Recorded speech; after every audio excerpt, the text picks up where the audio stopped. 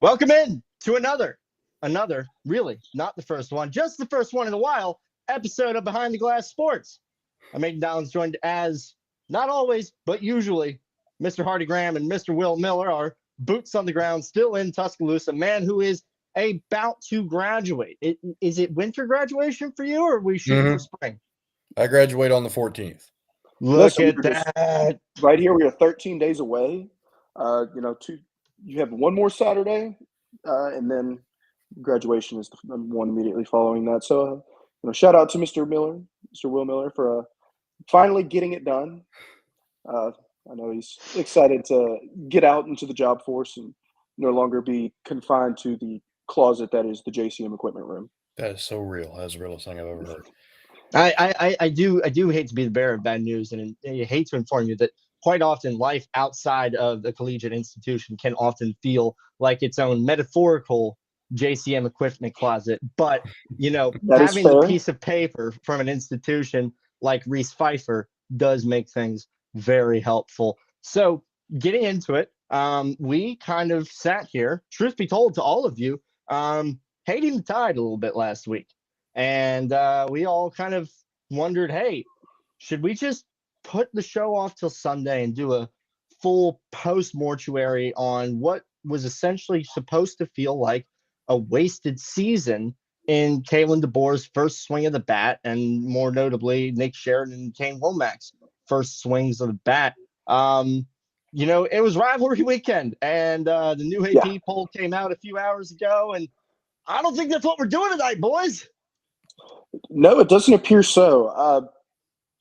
Not everything went exactly in Alabama's favor in terms of making the playoff. A Georgia loss to Georgia Tech would have been extremely helpful.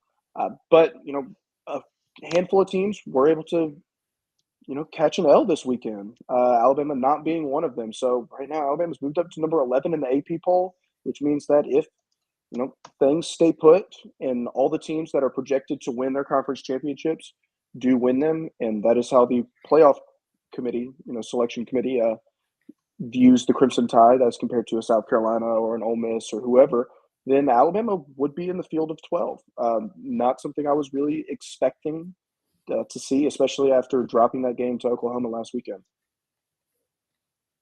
You start to wonder at what point, this whole thing becomes farcical in the sense that we will have a, horse race playoff picture, who will end up being in what position by, next week or next Sunday, December the 8th. At what point is the TV-ification of this home stretch of the season becoming more of a spectacle than it's worth? And I think with this 12-team format, we're there. It's evident to me that there aren't 12 teams that are worthy of playing for a national championship. And I think it's clear to a lot of different people out there in the landscape of college football, any way you stack it, whatever that person's field is, that maybe there was an overcorrection.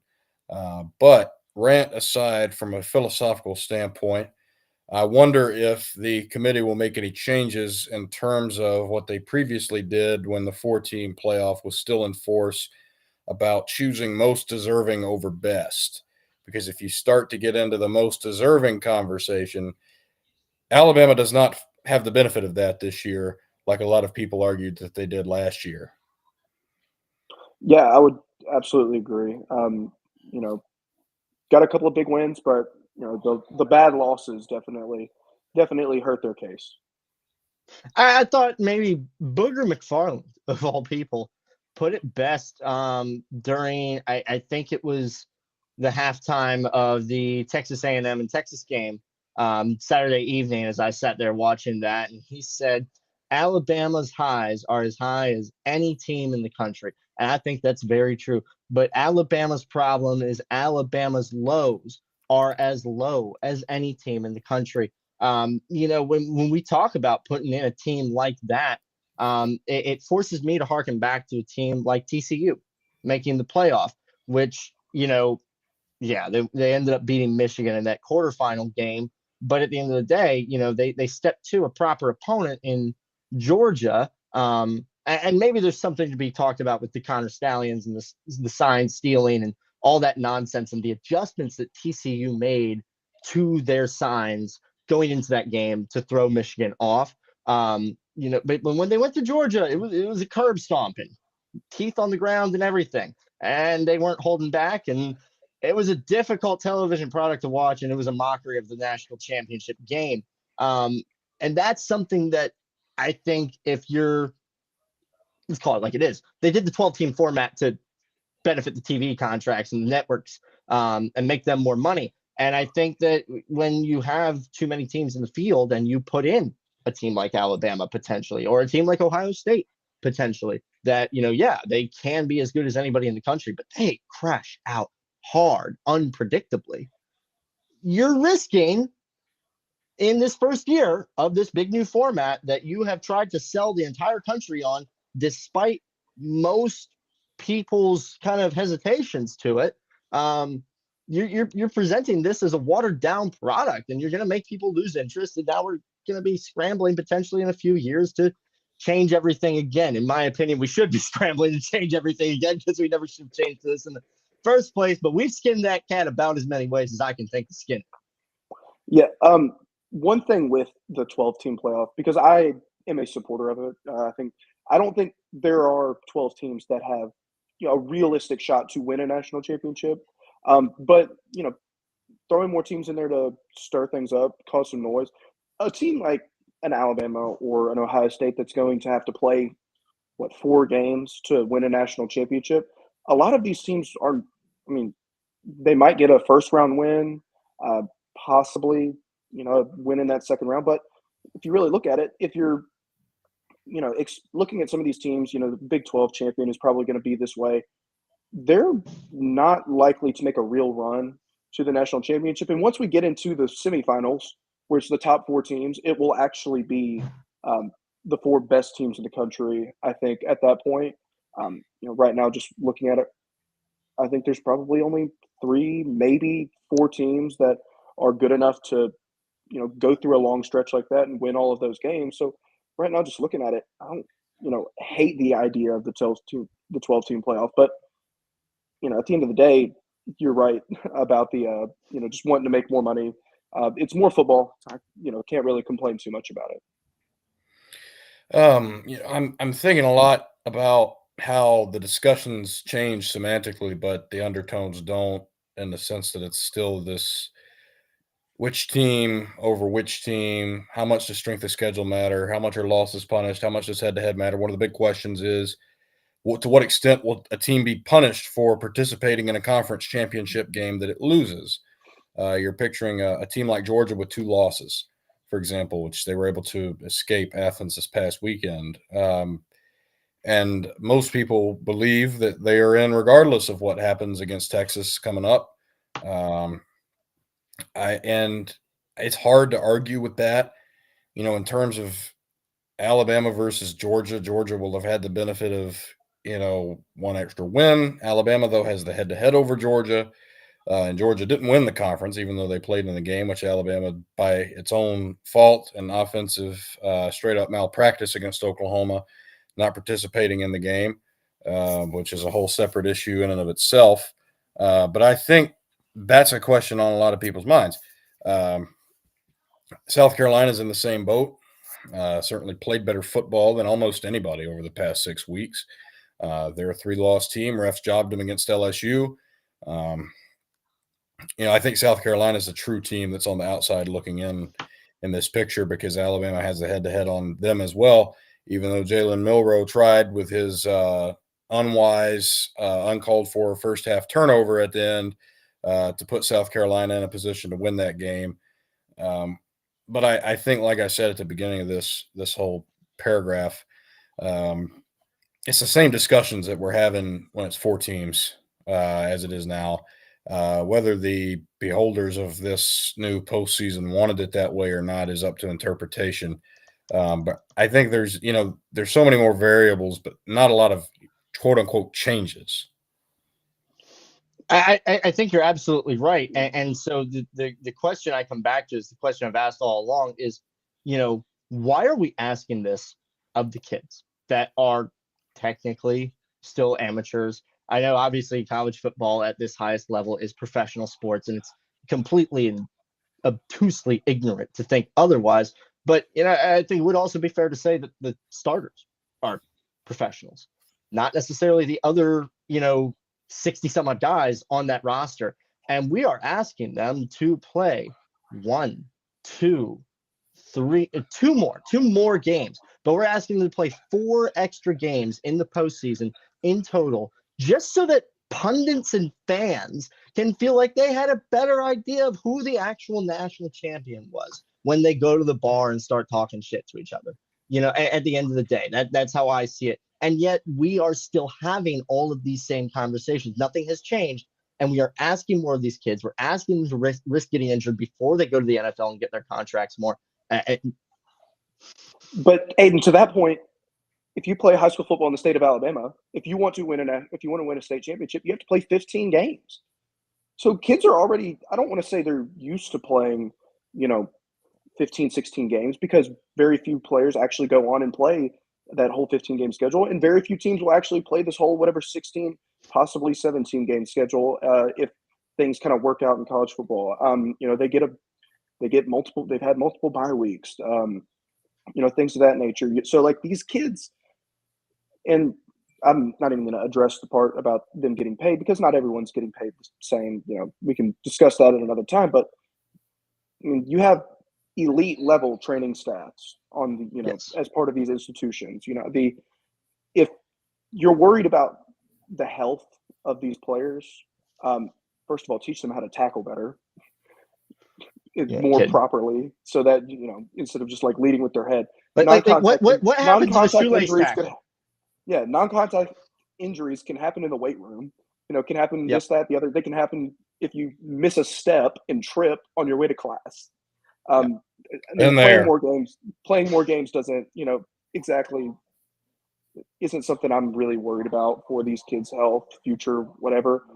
It just gives them, some of these players, like guys at Indiana that probably aren't getting a whole lot of NFL looks, it gives them the opportunity to go out there and show what they have on a much grander scale, playing against better opponents, all of that kind of stuff. And it can, when you have 12 teams, it will help sift out a lot of the bad. Like, we've had teams to get in with the 4th slot that, whether they deserve to be there or not, they get in there and don't exactly perform well. Well, now when we get to the semifinal round, it's going to be good teams. We're not going to have to worry about that. And so, if we have someone go on a miraculous Cinderella run, if Ashton Genty can average 250 yards a game and lead the Broncos to a national title, I'm all here for it. Everyone else is going to bitch and moan and complain about Boise State. Group of 5 should have never even gotten a team in the competition. But if you should have beat them, yeah, just like Alabama, you have to. If you play these games against quote unquote mediocre opponents, you have to win the games. And to win a national championship, that's the end goal. So I will say, like, I definitely especially see your point about the kids at places like Indiana that don't normally get the opportunity to play against this higher level of competition that scouts want to see them playing against. I think that is absolutely valid. And I'll also throw out there that, you bring up the high school sports. Like, I do make this argument as somebody who, like, my own team that I coached last year in lacrosse, we got to play 10 games. And then we got to play 2 playoff games after that. So 12 in total. We have the option to play 13 regular season games and have 3 joint practice scrimmages. We didn't get to do any of that last year. And I'm saying this as somebody that is trying to add those 6 extra games of competition to his team's schedule. So let me not, shy away from saying that, like, I'm not putting my money where my mouth is on that necessarily, but at the same time, it's a different level of competition, different level of athlete and ferocity, things like that. My only gripe, if Boise State goes on a run, would be college football playoff games potentially being played on a blue field. I don't want that. I don't want that. Well, they probably wouldn't get to host. Spoken like a member of the local Idaho Goose community, which has lost many members to flying at warp speed into the Boise State turf over the years. So we clearly have a goose plant here on our program right now. I got my eyes. Really what I've got is my eyes on a down factory I just bought, a down billow factory I just bought, in East Mississippi. I'm trying to, make sure the blue is disrespected so that nobody has anything to say when I add that to Mississippi State's field, since they'll maybe never be competitive again, potentially. Yeah, who knows about them? But I mean, just looking at right now, technically Boise State would get the first round bye because they would be the fourth highest conference champion. Big 12 champ. I mean, who knows? They could move them up ahead of Boise State, but Boise State will be playing a ranked UNLV team. I do expect them to win that game, but if UNLV shows up, shows out, who knows?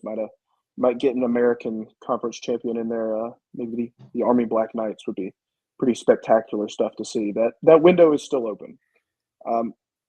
But yeah, I mean, if these smaller market teams, and I don't want to say it like smaller market, like it's professional sports, but at the end of the day, but smaller markets, smaller schools, like yeah, universities with 12,000 kids instead of 42,000. That's a fair thing to say. Yeah, and kids that are sitting there, and people talk about NIL this, NIL that. All of these great schools are going to just keep soaking up and eating up all the talents out there. I mean, it doesn't matter how much talent. I mean, you can go look at Ohio State's roster. You look at Alabama's roster, stacked head to toe with future NFL players, and they're losing 2 and 3 games a season. Just because you're getting the quote unquote best guys, to come into your school doesn't mean they're going to perform once they step onto the field and actually wear that uniform. But so Alabama won. They did. Yeah. We can get into the game now. We can. We thought the turnovers can. were an issue, but aside from that, not the worst day at the office for this team, especially after what happened in the Oklahoma game last weekend, scoring only 3 points. We haven't had a show since then, and so I think that at least touching on it is in order. An abysmal performance offensively. Nothing was good. As Debbie Downer as that sounds, if someone is saying that that's too negative of an assessment, then I wouldn't be so inclined to think they watched the game. It really looked like a team, for whatever reason, and I don't speculate, but for whatever reason, was completely flat, lifeless. And then obviously losing Deontay Lawson for the season in that game. I mean, that's one of those games you look back, years later, which, Aiden, you have your daughters, but if Hardy and I ever have kids one day, you're teaching your kids about Alabama football. And that's just not a game that you bring up to them, when you're teaching about the long history of Alabama football. That was a game that everybody involved, I'm sure, would like to forget. Yeah, I definitely agree.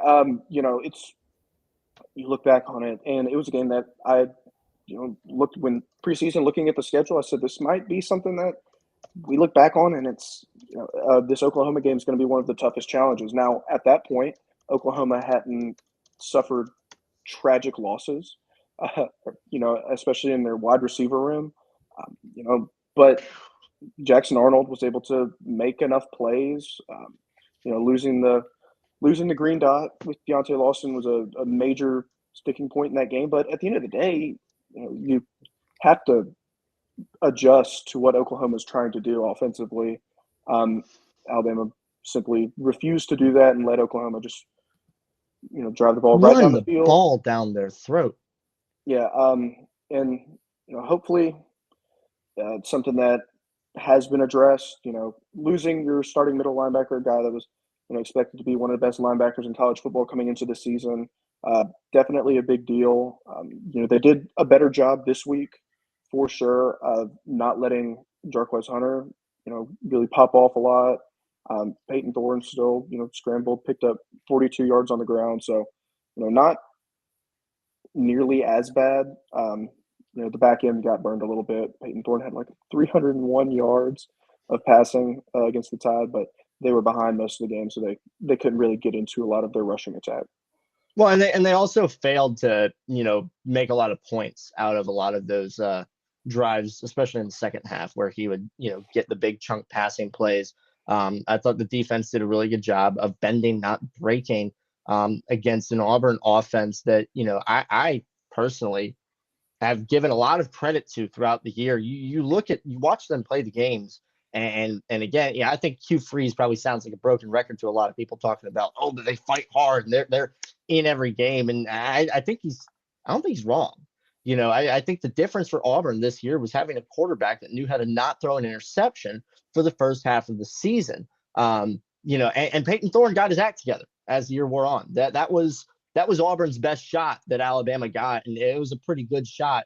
And they were lucky and fortunate that they were able to bend, not break, in a lot of those situations. Going back to the Oklahoma game and losing Deontay Lawson, the lack of adjustments aside, I've said what I have to say about Kane Womack's minuscule, and not minuscule because those are the 10 plays he picked out, but because he only has 10 plays call sheet, and the lack of adjustments that he makes throughout the game and at halftime especially.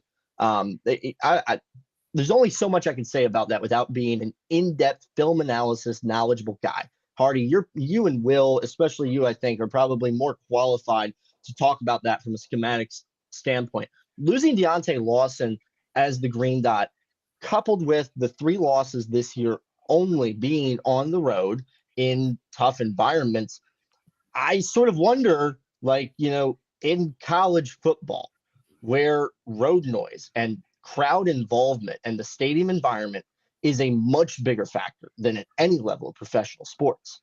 I wonder, is it a situation of maybe okay, yeah, you can do the green dot thing and you can have the helmet communications, but is it necessarily a good idea to be leaning on that so heavily? When I watched Auburn's defense go out there and do a pretty good job of, stifling Alabama's attack to a certain degree. I mean, Jalen Milroe did struggle in this game still. Let's not act like he didn't. I'm watching their sideline, and yeah, they've got the green dot out there, but they're still doing signs and holding up cards and, making all sorts of hand motions and everything. It's clearly a mixture of both approaches in a much heavier dosage than Alabama seems to use, just from what I can see on the television watching from Maryland. And I almost wonder, is it a bit of a coaching malpractice that maybe Alabama has been overly dependent on just this helmet communication system in the first year of doing this in college football? Because also, again, these 3 losses came on the road, tough environments, loud crowd noises, things like that. It's not easy to hear. It's not like they've got Bose Quiet Comfort 360s in there giving them crystal clear communication. They're crappy AM radios that can get flummoxed easily and regularly do. In addition to that, you lost the guy with the green dot and everything fell apart. I think that first off, these teams that we're discussing, even Vanderbilt, could definitely afford better sound systems in the helmets if they were allowed. But I feel like that's a separate can of worms. I think helmet communication certainly will have defenders and detractors, especially as this first year has taken shape. I don't know. I can't say I really care. It's not something I give much thought to. I think if it's something that's administered in an equitable fashion, it's not something I see a problem with. But in turn, as it relates to Deontay Lawson, I mean, that's a leader on the team anyway. Yeah, that's a guy that's so vocal, and Kalen DeBoer has praised that before. I mean, he's one of those guys you think of alongside like Malachi Moore and Tyler Booker. Is one of the leadership voices on the team. To lose that on the field is debilitating. Regardless of how many stickers of varying colors you slap on the back of his helmet, and that to be is obviously the major implication there. Yeah, I tend to agree. I don't really think the helmet communication stuff has really any too much of a negative impact. They do cut off the communication. I think it's like the 10-second mark before the play clock. Something like that, yeah. So, you can still give hand motion, stuff like that, before the ball snapped. But usually at that point, most teams have already kind of gotten up to the line, what you're going to run and call and all that kind of stuff. So, as long as it's implemented well, and, for any team losing a middle linebacker, the guy that is going to be out there calling the shots on the defense, it's going to be a big loss. And this Alabama defense, has suffered some losses. He's not, Deontay Lawson isn't the only one to be hurt. Keon Saab's still hurt, and Bray Hubbard has stepped in and played fairly well since taking over that spot. LT Overton went down for part of the Oklahoma game. He, got back in a relatively short amount of time. Q Robinson, all these guys, they're getting banged up. So if this team is going to if they do happen to make the playoff, I think getting this nice 2-3 week break right here, it's going to be very, very beneficial for this team moving forward, and increasing their hopes of getting into the playoff and all of that kind of stuff. Um, from offensive standpoint in that Oklahoma game, um, it's become very apparent that this team is overly reliant on Jalen Milroe to just go out there and make plays and just Yeah. completely force carry this offense to any sort of success. And when teams, that are coached by guys like Brent Venables who know what they're doing, they can address that and give this Alabama team a whole lot of fits. Milroe had himself a day yesterday, statistically speaking, but the turnovers had, really gotten worse in the past couple of weeks. So, just getting this mental break that they're about to get, regardless of the outcome, if they get into the playoff or not, will just be, a big step for them, especially deciding if they want to come back and play in a bowl game or anything like that to close out their college careers. I think that this team, I don't know, playoff discussions, we've been over this, but I think this team doesn't necessarily expect to make the playoff. I was in the press room last night after the Iron Bowl. A lot of different players talked. Jalen Milroe was asked about it. Jam Miller was asked about it about 5 times. And they're just saying it's out of our hands. It's not our decision. It's not. That's true. But that's not spoken like a group of people that are uber confident one way or another what their chances are, what their outlook is. I think they know they could make the playoff based on how the landscape is shaken out, and certainly there's more that could happen next weekend. But I don't think at this exact second in time that is an expectation. So in terms of who will play in a bowl game, I would expect this team would probably make the Citrus Bowl. We're going to Disney World. Yeah. I can't help but wonder if those thought processes have already started for some of these guys. Yeah. And it has to have. Yeah. And we've seen guys, in the past, now that the regular season is over, guys are entering the transfer portal. That's for the next however many days leading up to, early signing day. That's what it's all going to be. This guy's decided he's going to, enter the transfer portal. This guy is going to, has said, made a commitment that he's going to stay for the team. And if they don't make the playoff, there's going to be a handful of guys from Alabama that ultimately do enter the transfer portal. It's not really anything to be super surprised about. You just got to hope that the ones that want to continue to be part of this building process with Kalen DeBoer, and he had a successful first year. 9-3 is really nothing to scoff at. Brian Kelly did the exact same thing in his first year, made the SEC championship game. Kirby Smart in his first year taking over at Georgia, I believe, went 8-4. So it's just, it does take time. You're taking over from, probably the greatest head coach in the history of college football. So you're sitting there, and if you want to be part of this new program building up, then, you stick around and see what Kalen DeBoer can do with this team moving forward. I don't disagree, I do think that this is something else we've talked about. I think that kids who want to jump ship and jump in the portal and just go like, oh, that didn't go how I wanted it to, so now I'm going to go do something else. I think they're doing themselves a disservice. Quite often, adversity builds character. Iron sharpens iron. You're not going to get better, playing against crappy competition. You're not going to get better just going somewhere that your team's going to win because they have a better roster or you think you like that coach better. There's legitimate decisions to be made, but it's his first year. They went 9-3. Their only losses were on the road. They got their best shots at home.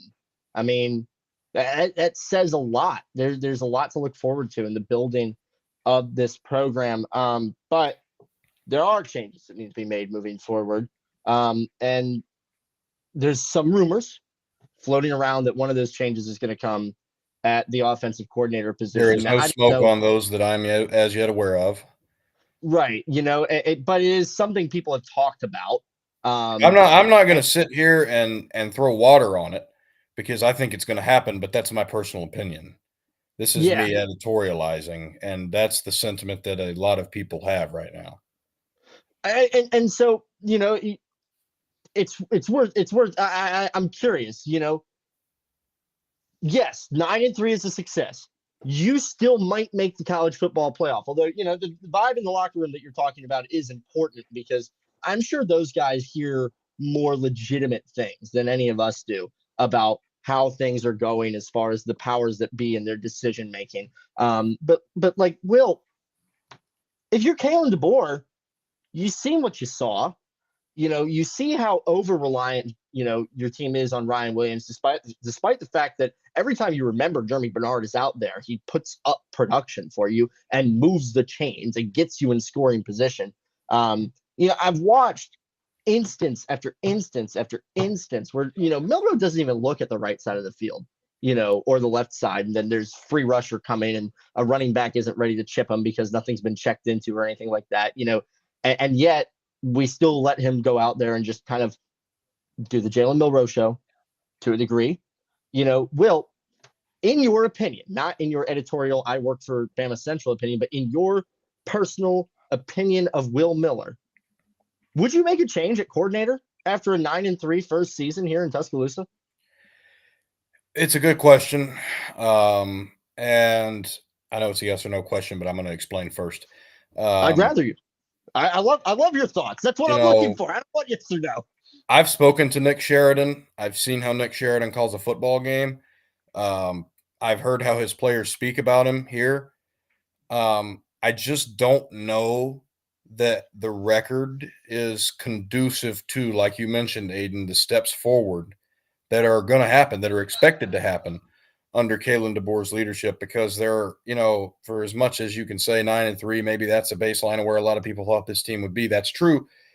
Didn't think two of the three would be to a Vanderbilt and an Oklahoma team that should have entered the game winless in the league.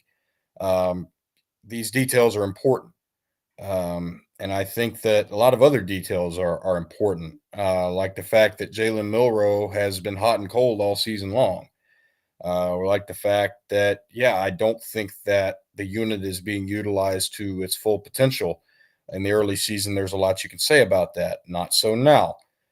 Nick Sheridan, in a previous stint as an offensive coordinator, helmed an Indiana offense that was coming off finishing 12th in the country and taking Ohio State national runner-up down to the wire. Most relevant Indiana football had ever been in ours or almost anybody alive, and there's 8 billion people in the world's lifetimes, and they went 2-10.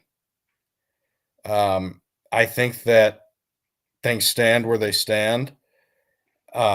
These are tough conversations, but I would, and I don't think that Nick Sheridan wouldn't land on his feet. I absolutely think somebody else will take a flyer on him. He did a lot of nice things. It was just so wishy-washy that I think from the standpoint of this exact program at this exact juncture in time, yes, I think a change would be best for all parties. And is there, any real chance that this team just, Nick Sheridan really didn't know what to do with Jalen Miller? I mean, like, he understands he's a freakish athlete, and so he'll just call as many runs for him as humanly possible. While the run game, getting the ball up to the running backs, has worked when we've used it in previous games. I mean, I know Nick Sheridan wasn't part of those, Michael Penix, Indiana, or Washington teams, but both of those teams were very, quarterback Michael Penix centric, and that was part of what Kalen DeBoer did as well.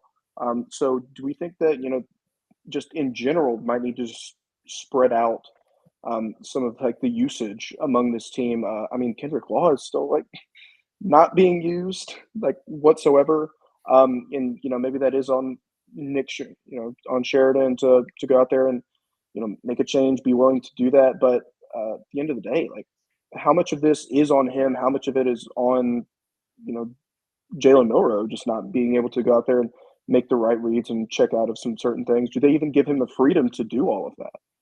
I think it's Can I funny you jump in bring this here? up. These are some of the same things as people said about Tommy Rees last year, of which I was one of them. I thought Tommy Rees was out in front of his skis. I think that in certain games, Nick Sheridan has been this year. To that end, you ask yourself, has anything changed? Has Jalen Milroe taken steps forward as a football player? I don't know. I can't sit here and tell you that assuredly, yes, I think so. I think he still makes turnovers that are genuine head scratchers. I think that as gifted of an athlete as he is, as much of a game changer as his legs are and have been, and you've seen that. You saw it yesterday. You saw it against LSU. There is an over reliance. The quarterback has to be able to extend the offense, to adapt to an extent to a playbook, to a new system. I know it's a learning process. I know it's hard. It's not all on Jalen Milroe by any means, but this is the quarterback position is the expectation. Has Jalen Milroe lived up to that side of the bargain? And, I'm a Jalen Milroe fan. I'm not one of those people that's saying, oh, get him out of here. I'm not one of those people that's saying bench him.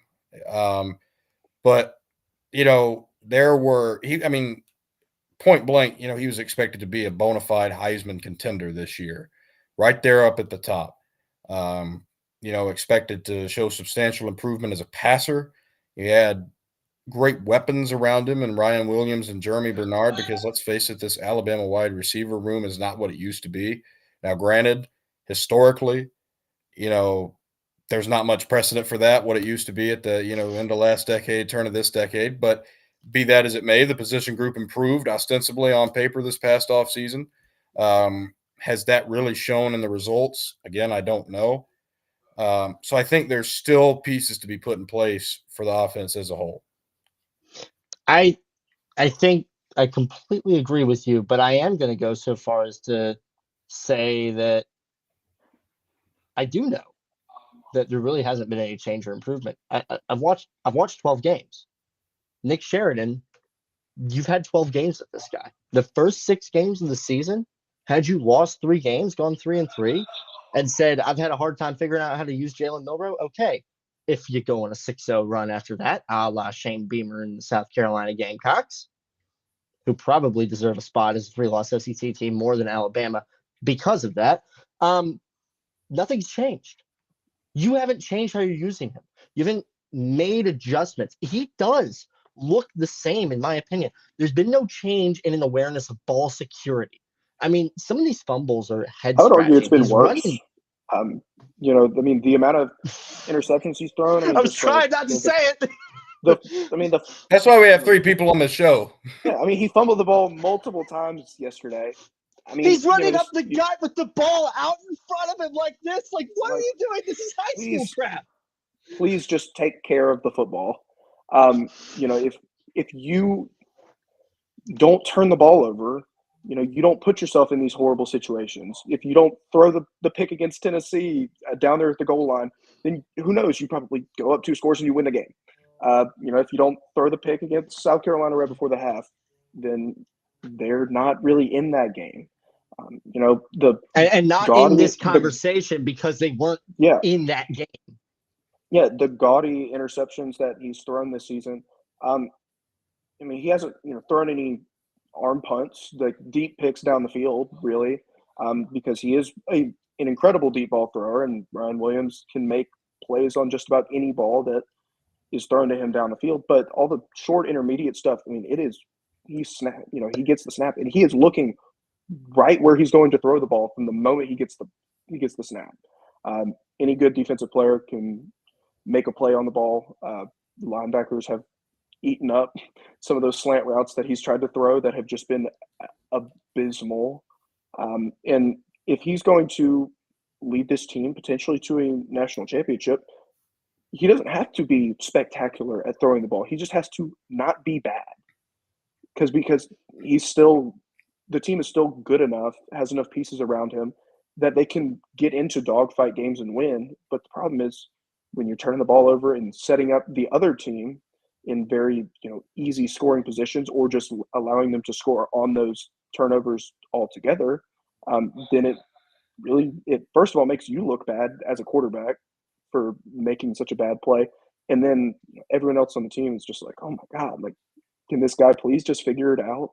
And we'll see if he's able to figure it out, through possibly one more bowl game, or if he comes back next season. I don't know what his future is for the university, but as of right now, he's got at least one more football game to play. So hopefully he can come out and really put on a show in that game. Even if it isn't necessarily his last game wearing an Alabama uniform. Can I ask you guys this?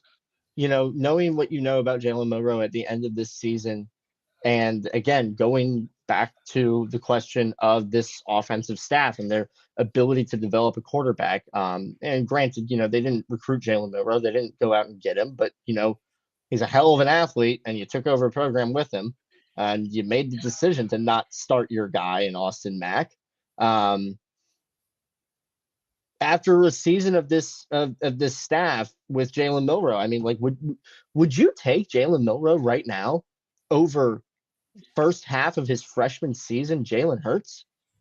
Because I don't know if you guys remember, but like, it was really unspectacular to watch. It almost was boring to watch, and Jalen Hurts was a very limited passer. Do And you get the team that Jalen Hurts had around him if you pick him? Well, you get his offensive line. All right. Yes, then I pick Hurts.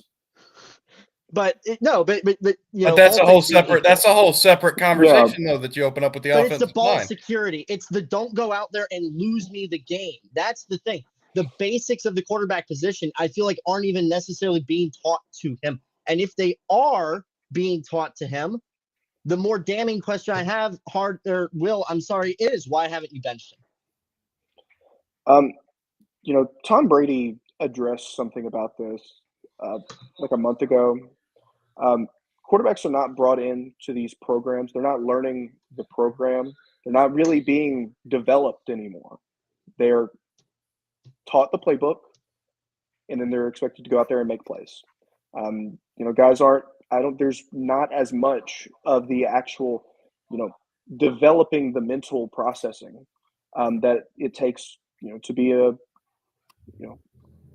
Heisman Trophy or, first team All SEC or future NFL quarterback. A lot of these teams, go out there and with an Alabama or, Ohio State, whatever, bring in a guy that has all the talent in the world, future NFL player at some level.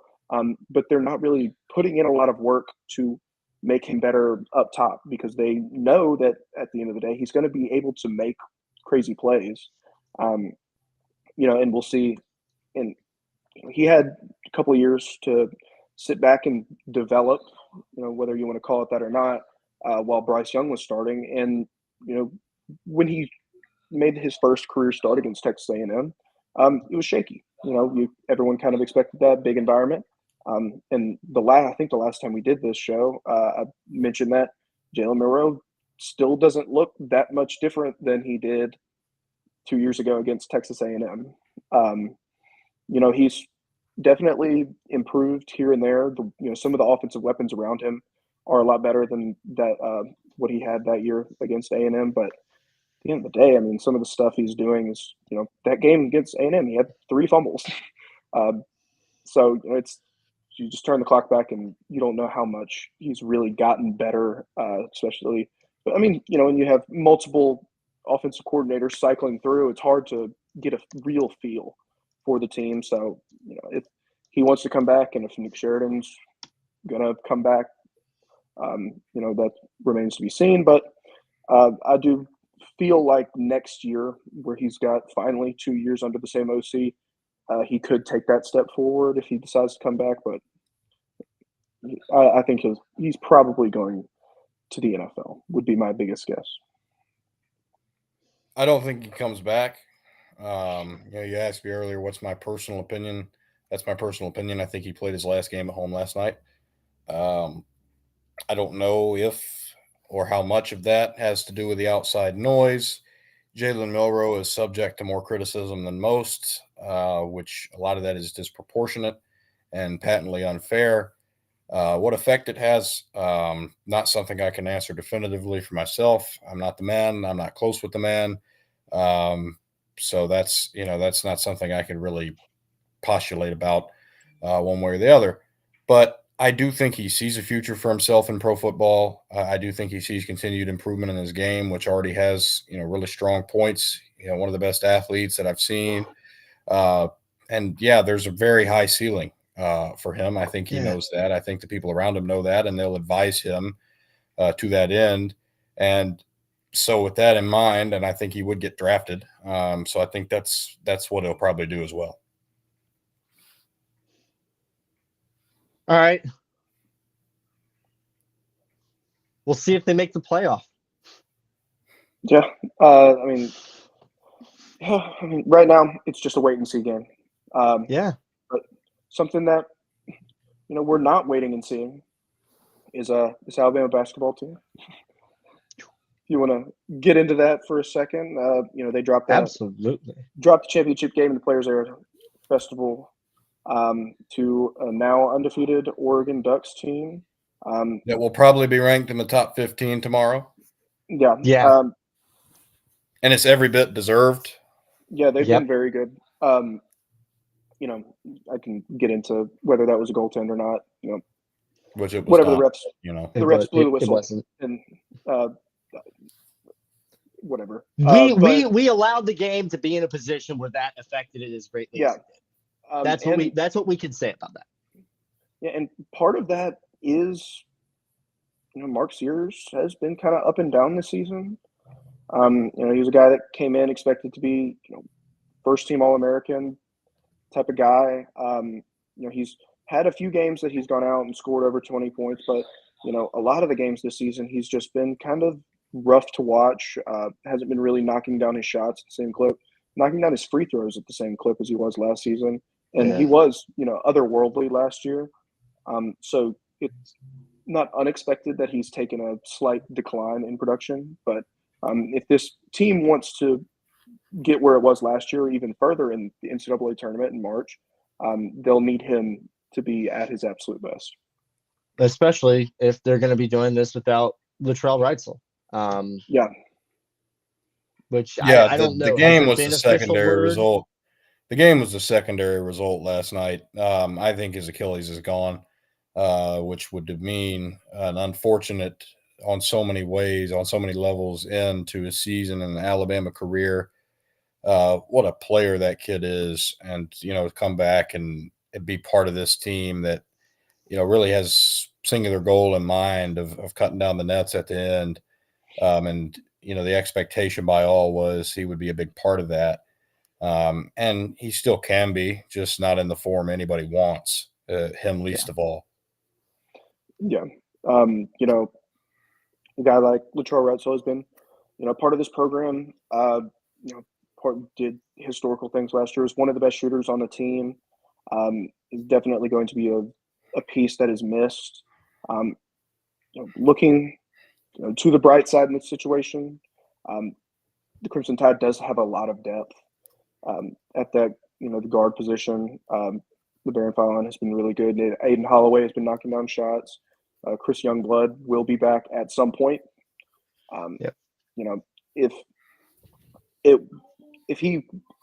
If Wrightsell wants to continue to play basketball, it wouldn't surprise me if he filed for a medical red shirt. I don't know if he would be granted it or not.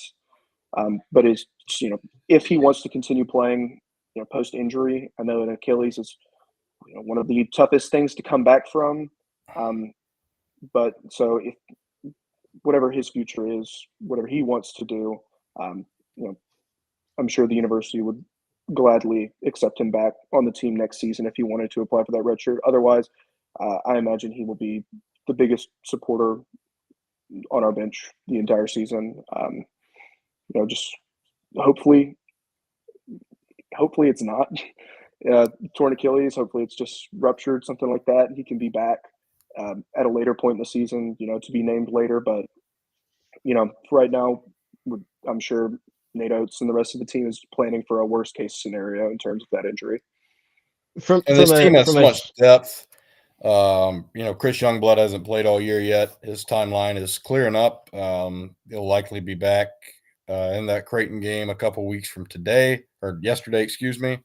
It's a point in the semester where they're all the same sometimes, but I digress. Chris Youngblood is around the corner, and he's dealing with a foot injury. He's been back in practice. He's expected to be a big part of whatever this team does accomplish.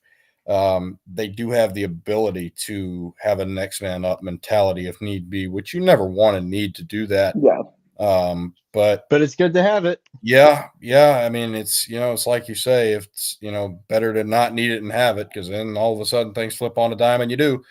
It's right there in front of you, and a lot of people are talking about burning Millet's red shirt on Twitter. I don't think the program should consider that. I don't think it happens. I don't think they. Yeah, I don't think he does it anyways. But I don't think with how much depth we have at those guard positions, with how good Mo Diabate's been, Darian Reed still has more time to come into his own. I mean, the reason we redshirted Millett anyways is because there was just too much depth on this team. That's something that's definitely going to be able to carry them through. For the rest of the season. But losing a vocal leader on the team, and we saw what the team was last year when Reitzel was out. So hopefully, other pieces on the team can fill in that role that he stepped in and really elevated the team with. And I just want to put out there on a human level, because this is something that I think it's important for us to touch on this program, and I know we do it quite often. It's something I really like about what we do. Latrell Reitzel, I'm sure most people are already aware, has really battled through a lot of injuries throughout his career, and they have mostly been concussions and mostly been things of a completely different nature. And he has put in so much work. That one he got last year at practice in like February, that he missed a bunch of games, and it was like you weren't sure whether he was going to come back or when. That one was rough. Yeah, and I'm not as keenly aware of stuff like that as you are, but I think for me, watching him go down in a way that more than likely is so unquestionably your year is done, and so unquestionably, or not necessarily unquestionably, but like it's a legitimate question that like his playing basketball career in this organized manner could really never really happen again. It might not happen again, and if it does, it possibly just not the level that is his standard. I'm sure that he's in a very dark place right now. I don't hope that, but it seems unignorable to me that he more than likely is. And so, me personally, my thoughts are with that guy just on a human level, because there's no other way to put it. It just sucks so royally, and it's no one's fault. And that's a really tough thing to sit with when it's such a major part of your life. Yeah, absolutely agree. Wish him the best. Wish everyone on the team the best. I'm sure they're, keeping their thoughts, prayers, up in the air for him. But at the end of the day, still have to find some go way out there to and win games. Go out there and win games despite losing a piece. Who goes out there and wins games, Hardy? Don't say the Auburn Tigers. No, but I am going to say Bo Nix. Yeah, he wins games. So he does win games. And I wanted to make sure, because I know Will's. And he wins more games than Derek Carr. Ooh, now that was unnecessary. That was asinine. That is true. That is true. However, when the Saints and the Broncos met earlier this season, Derek Carr was not the one at the helm. So we didn't get to see that, epic clash of the Titans between those two, legends of the NFL. Taysom Hill did go down with a knee injury in the past 15 minutes. Nasty hyperextension, possible ACL tear. Could be toast for the rest of the year. So that's a guy that has a history of leg injuries. You remember his college career, great college career at BYU, was ended by a leg break in a game against Utah State that they got utterly thrashed in as a ranked team after he went down. I was at my Nana's house. I stayed up late to watch that game, and it was one of the great disappointments of that week for me, but not the only one. School was pretty rough at that time. But that's a guy that, But you were at your Nana's house, so something was going on. Oh man. Oh man. Was Nana You know trying to set you up with a date for the prom, or what was going on? what? Was Nana trying to set you up with a date to the prom? I was The first senior off, I prom? was like 11 years old. Uh, Second I off, went senior when I summer was prom? 14. Come on, man. You can make it happen. Come on. but point being, yeah, he's got a history too of those leg injuries that have been season ending. Um, I always liked him. But man, Bo Nix, what he's done this year has surprised a lot of people. They just, a lot of experts of football purported maybe didn't think that he'd translate to the NFL after, a 5-year college career with enough ups and downs to be posted up as a theme park ride somewhere. And that's fair. Jotting that But quote down. he is really, thank you. He is really, I think, acclimated. And, there's obviously a lot of adversity as a rookie quarterback, especially everything, the game speeds up, new guys around you, except for Franklin. He's got him. But aside from that, so much that you're adjusting to in real time every single day. And yet he has this team in a spot this year that's as good as we've been at this point in the year since Peyton Manning retired nearly a decade ago. So I have nothing but good things to say about him and how he's elevated our team and what I think the future will be. Hell yeah. I just wanted to make sure Love it. I gave you the opportunity to say that piece. Hardy has indulged me in my chest bumping over Jaden Daniels and Brian Dadgum Robinson. There are two running backs in the NFL named B. Robinson, and the best one was not drafted number 8 overall. Just putting that out there. Had a good game today, though. Oh my goodness, Yes, he that's what did. I'm saying. Just untouched, 40 yards, right up the middle, first carry. Looked like vintage Bama Derrick Henry. I think it's more a testament to how good of a coach Mike Vrabel is. The tatters that the Tennessee Titans are in without him, with as far as I can tell, largely similar roster. Swinging back Losing Derrick because Henry, is a big thing though. does he play defense? Good. No, but Good, yeah. But he ran the ball, controlled the time of possession, allowed other teams to not have the ball as much, just controlling the pace of the game. We're talking about the first drive. Oh, fair enough. We're talking about the first either way. drive. Either way, King's been awesome this year for Baltimore. Oh, I don't know goodness. how they just let him sign there. He's been just absolutely incredible. Saints lost. That score is finalized.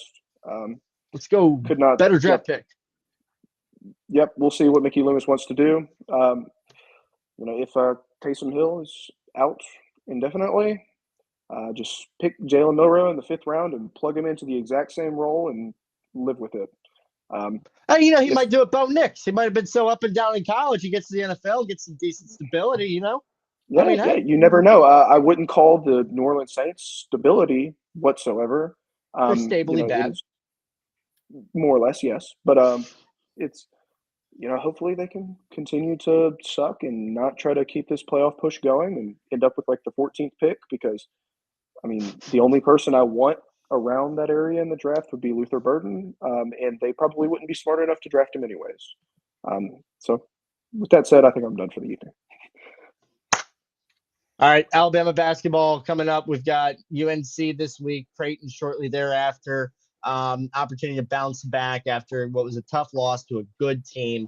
We'll see where the rankings are, but the rankings don't matter because we play for March in Tuscaloosa. It's nice that we can say that with the football team 9-3. Hardy, I loved your point in the text thread this week that the peak of Wimp Sanderson's basketball tenure at the University of Alabama came smack in between Bear Bryant and Nick Saban, right in the heart of the dark ages, despite the 92 national championship with Gene Stallings. It was a blip on the radar. And then it actually came between Bear Bryant and Gene Stallings, because Wimp Sanderson was excused from the program shortly thereafter. Excused is one way to put it.